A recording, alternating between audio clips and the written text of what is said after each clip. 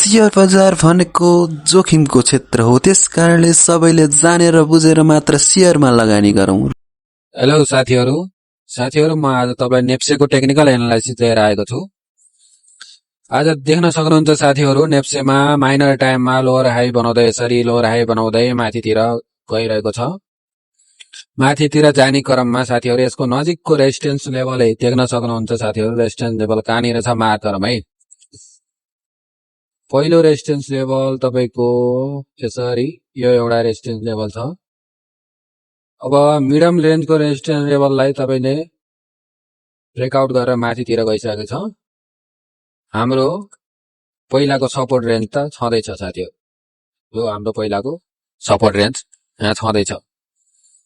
मार्केटमा आज हेर्न सक्नुहुन्छ, मार्केटमा के भएको थियो भनेपछि आज 19 गतेको दिन मार्केटमा सुरुमा नेप्से ग्याप अप ओपनिङ भएर माथि गयो अनि त्यसपछि एउटा ग्याप अप फिल गरेर फेरि माथितिर उठेको छ र भोल्युम पनि हेर्न सक्नुहुन्छ साथीहरू। भोल्युम पनि राम्रो आएको छ। भोल्युम पनि राम्रो आएको छ। अहिलेको के छ, अब कहाँ जान सक्ला भन्ने विषयमा तपाईलाई जानकारी दिन्छु। भोल्युम र नेप्सेको क्यान्डल अनुसार बुलिस नै छ साथीहरू। तर अहिले चुनावको माहौल चलेको हुनाले नेप्से चुनाव पछिको हामीले मार्केट स्थिति हेर्नुपर्ने हुन्छ साथीहरू। मार्केट माथि नै जाने नै हो है साथीहरू। मार्केट माथि नै जाने हो। न्युजले थोरै प्रभाव पारे पुता पनि मार्केट माथि नै जान्छ है, त्यसमा चाहिँ ख्याल गर्नु होला।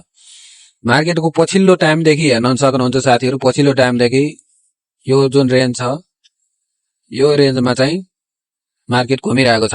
3000 को एरियादेखि लिएर 2485 को एरियामा मार्केट यही रेन्जमा खेलिरहेको छ।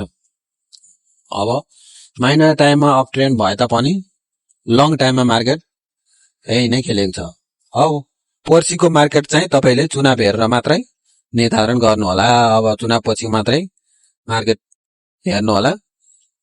अहिलेलाई चाहिँ टेक्निकलले पुलिस नै देखाएको छ है साथीहरू। टेक्निकलबाट पुलिस नै, सायद न्युजको प्रभावले थोरै घटे तापनि मार्केट माथि नै जान्छ, नहातिनु होला है त साथीहरू।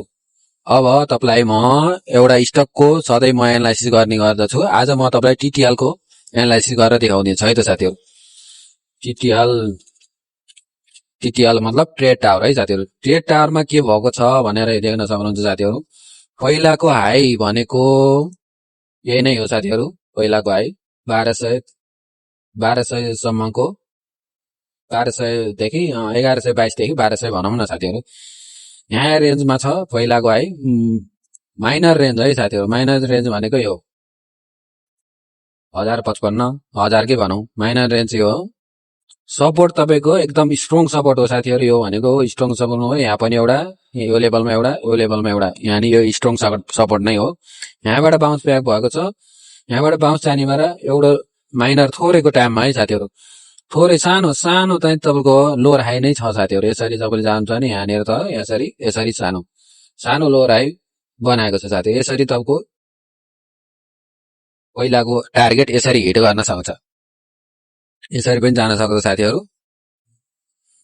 भोल्युम पनि राम्रो आएको हिसाबले मार्केटको अहिले चुनावको माहौलको न्युज राम्रै आयो भने ट्रेड टावरको तपाईले नजिकको टार्गेट भनेको 1045 देखि र अर्को टार्गेट पहिलाको हाई भइहाल्यो 1164-65 लेभलमा तपाई बेच्न सक्नुहुन्छ साथीहरू।